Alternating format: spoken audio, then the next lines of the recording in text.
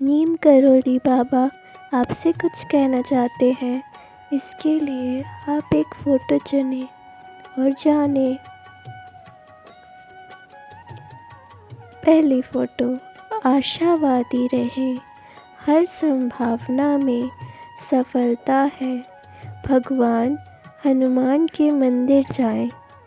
मुझे कुछ नहीं चाहिए, मैं सिर्फ दूसरों की सेवा करने के लिए मौजूद हूँ।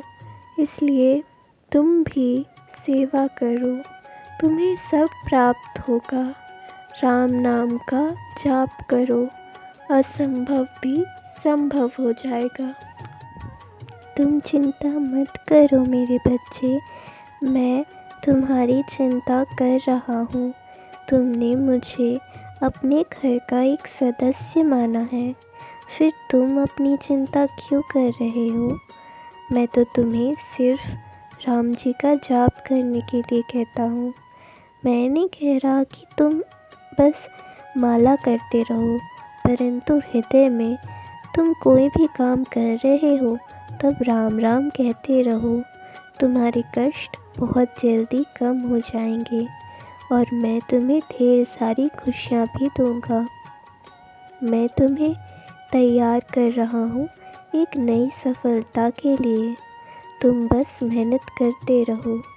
मैं जानता हूँ कि तुम्हें पिछले दिनों कई बार असफलता का सामना करना पड़ा, लेकिन एक सफल व्यक्ति को असफलता का सामना करना ही होता है, क्योंकि वो असफलता तुम्हें कुछ नया अनुभव देती है और ये अनुभव तुम्हें जीवन में बहुत काम आएगा।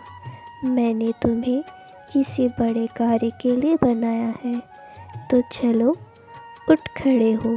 इतना कमज़ोर मत बनाओ खुद को।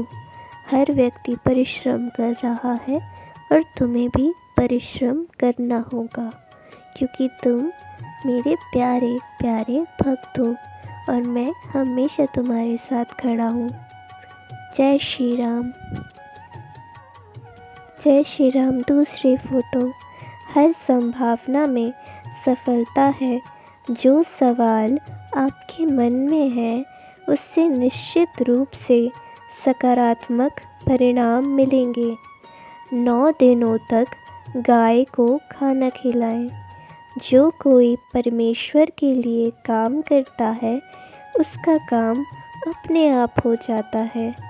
हनुमान चालीसा की प्रत्येक चौपाई महामंत्र है।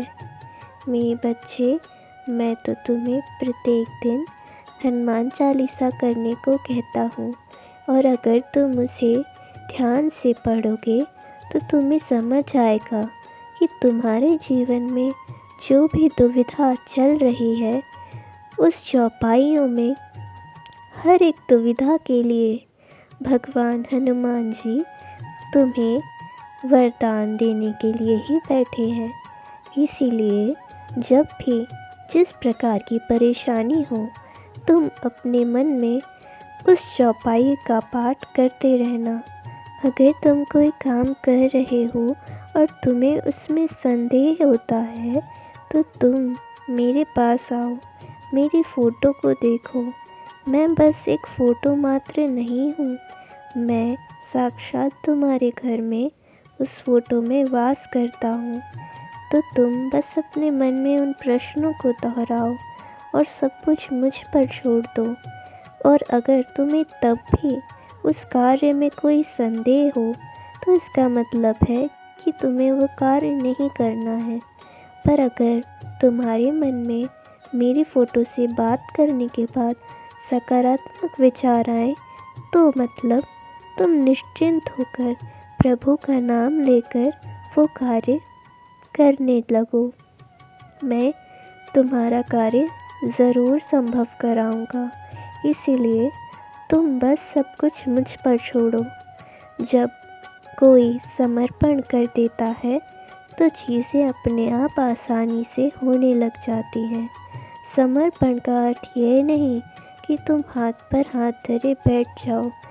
समर्पण का अर्थ तो ये है कि तुम अपना काम करते रहो, लेकिन वो काम पूरा होगा या नहीं, या क्या होगा, इस सब की चिंता तुम मुझ पर छोड़ दो। यही समर्पण का सच्चा अर्थ है। सदा खुश रहो, किसी की चिंता मत करो। तुम्हारे माता पिता को मैं दीर्घायु होने का वरदान देता हूँ। तुम्हारे भाई बहन भी सुखी रहें और दीर्घायु हों। चिंता मत करो मेरे बच्चे। जय श्री राम।